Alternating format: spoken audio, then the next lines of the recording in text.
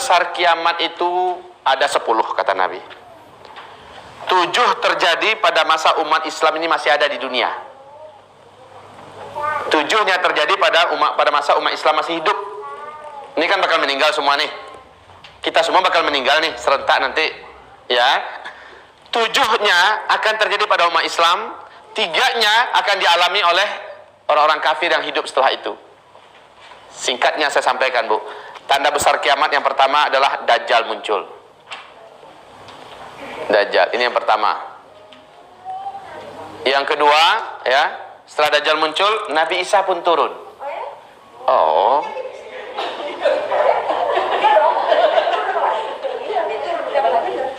Dalam Al-Quran ada, Bu. Sananya kita bedah ini satu-satu. Iya, dia sudah diangkat, dan ulama-ulama ahli tafsir bahkan dalam surah An-Nisa pun disebutkan oleh Allah bahwa Nabi Isa di akhir zaman akan diturunkan oleh Allah dengan ruh, dengan jasadnya. Kerjanya apa? Membunuh Dajjal. Hanya Nabi Isa yang sanggup membunuh Dajjal. Siapapun di muka bumi ini tidak ada yang bisa membunuh Dajjal, hanya Nabi Isa. Ini yang kedua. Tanda besar kiamat yang ketiga, 3 terjadi di periode yang keempat nih ya. 3 tanda besar kiamat terjadi pada periode keempat di sini.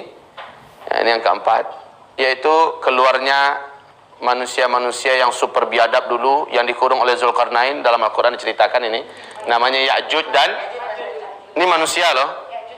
Ya, Ya'juj dan Ma'juj. Sabar, Bu.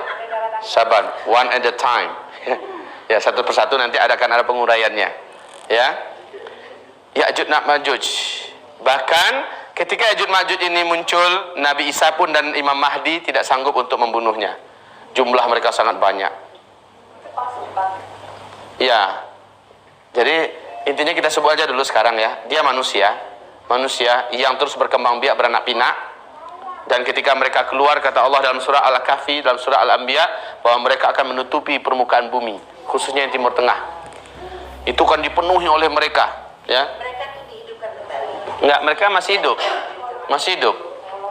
Akan ada pembicaraan khusus, Bu, tentang Ya'juj dan Ma'juj, ya. Intinya mereka akan keluar di akhir zaman.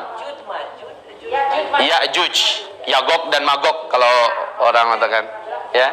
Yagog dan Magog. Nah, ibu-ibu, bangsa ini Allah abadikan dalam Al-Quran. Allah ceritakan dalam Al-Quran. Jadi 3 ini akan terjadi pada fase keempat kita.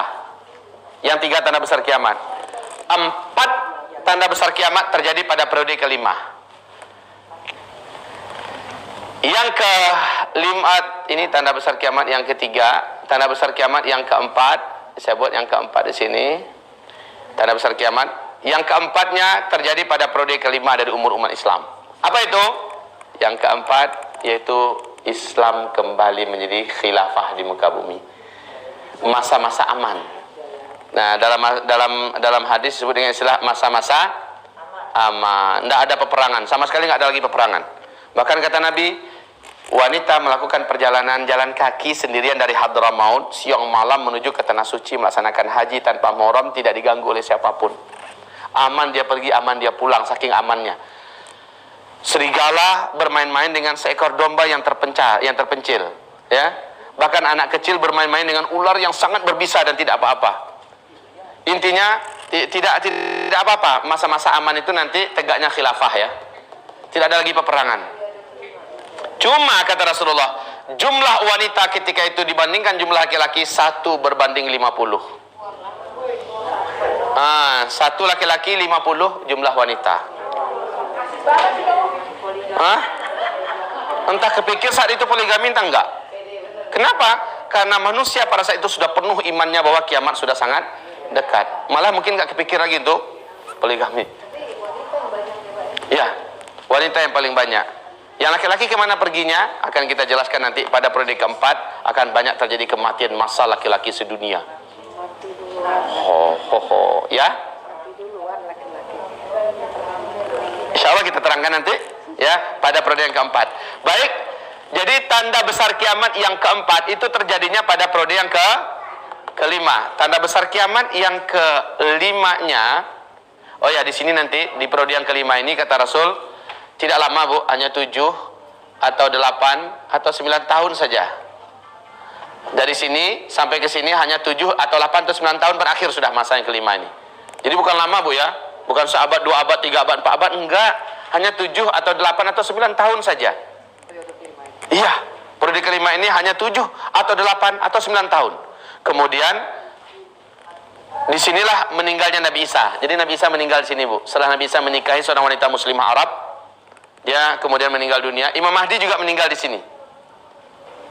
Ya, Imam Mahdi itu siapa? Adalah sosok manusia yang akan muncul nanti menjelang keluarnya Dajjal, Al-Mahdi. Nah, anggap aja tulisan saya besar Bu ya. Kalau pakai kaca pembesar kan besar jadinya. Imam Mahdi duluan keluar. Nanti akan ada urainya tersendiri. Siapa sih itu Imam Mahdi? Dia adalah cucu kandungnya Nabi Muhammad sallallahu alaihi wasallam. Tapi Imam Mahdi versi Ahlus Sunnah wal Jamaah, bukan Imam Mahdi versi Syiah. Karena Syiah juga punya versi Imam Mahdi mereka. Katanya keturunannya dari Husain. Padahal Imam Mahdi menurut riwayat yang sahih dari kalangan Ahlus Sunnah wal Jamaah adalah keturunan kandung Rasulullah dari Hasan. Nah ini mereka kan ngarang-ngarang hadis sendiri orang Syiah. Ngarang-ngarang di karang-karangnya sendiri, nasabnya dibuat sendiri, ya kan? Ya, baik. Kita fokus pada tanda-tanda besar kiamat. Oke. Nah, ini yang keempat. Periode yang keempat ini ternyata tidak lama, 7, 8 atau 9 tahun. Lalu muncullah tanda besar kiamat yang kelima, yaitu matahari terbit dari arah barat. Matahari, pernah dengar ini? Matahari terbit dari barat. Tapi Ibu, tidak boleh diartikan bahwa Islam akan muncul dari Amerika, Eropa, itu maksudnya, bukan. Memang dalam Sahih Muslim, ya saat itu sudah tertutup itu tobat. Orang yang ingin masuk Islam ketika itu sudah nggak diterima. Orang yang ingin taubat nasuha saat itu sudah nggak diterima. Tanda besar kiamat yang kelima yaitu munculnya matahari dari sebelah barat. Bumi ini kata Rasul akan mengalami malam yang panjang sekali, seperti kalian menghitung 3 malam kalian seperti biasa. Seperti 3 malam panjangnya. Besoknya tahu-tahu muncul matahari dari arah.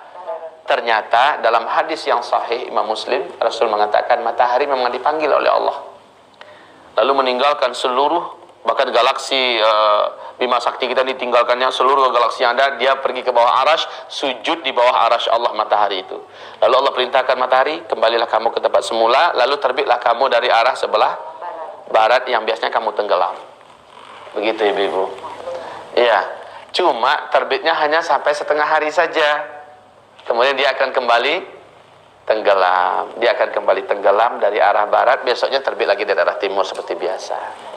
Hanya sekali. Tetapi itu tanda besar kiamat yang nomor 5. Ya, tanda besar kiamat nomor 5 ini. Jadi tidak terus ya? Oh enggak, hanya sekali. Besoknya di waktu duha muncullah binatang yang Allah sebutkan dalam surat Al-Ankabut, disebut dengan Dabbatul Ardi. Binatang raksasa yang keluar dari perut bumi sebanyak 3 kali kemunculannya di berbagai tempat berbeda-beda. Nama binatang itu Allah sebutkan nama Al-Quran Dabbatul Ardi. DA aja kita singkatkan di sini ya. Tanda besar kiamat yang ke-6. Aduh. Ya. Ini nomor 6. DA aja kita buat Dabbatul Ardi. Ini dalam Al-Quran Allah ceritakan tentang kemunculan binatang ini. Baik. Ngapain binatang ini muncul? Dia membawa cincin Nabi Sulaiman dan dia membawa tongkat Nabi Musa. Kalau orang kafir, diketoknya sedikit dengan tongkat Nabi Musa itu kepalanya. Tak, langsung menghitam seluruh wajah orang kafir itu. Menghitam seperti pantat kuali. Iya, hitam. Sementara kalau orang beriman, maka akan diusapnya dengan cincin Nabi Sulaiman, maka putihlah kulit mereka dan wajah orang-orang beriman. Sehingga saat itu manusia akan langsung bisa membedakan, oh ini kafir, ini mukmin. Langsung bisa. Saat itu Bu, iman orang udah penuh-penuh. Kenapa? Orang udah yakin semua bahwa kiamat sudah sangat dekat. Baik. Ini tanda besar kiamat yang ke-6. Yang ke-7, barulah wafatlah seluruh umat Islam sedunia. Dengan cara angin lembut yang bertiup dari arah timur, kata Rasulullah, angin lembut. Ini angin maut nih, angin lembut membawa kematian. Oke? Nah, tidak ada satu orang pun yang ada di atas gunung di dalam gua, di pulau, di gurun Sahara, di lembah, dimanapun saja, mesti akan dijemput oleh angin lembut ini. Dan kalau dia beriman pada Allah, maka dia akan langsung meninggal di tempat.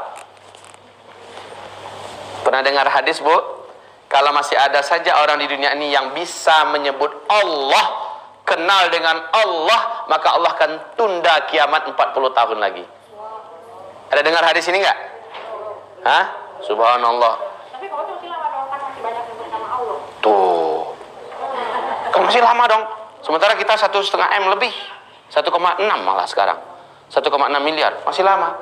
Apa kita tidak ingat bahwa semua kita akan diwafatkan serentak nanti? Hah?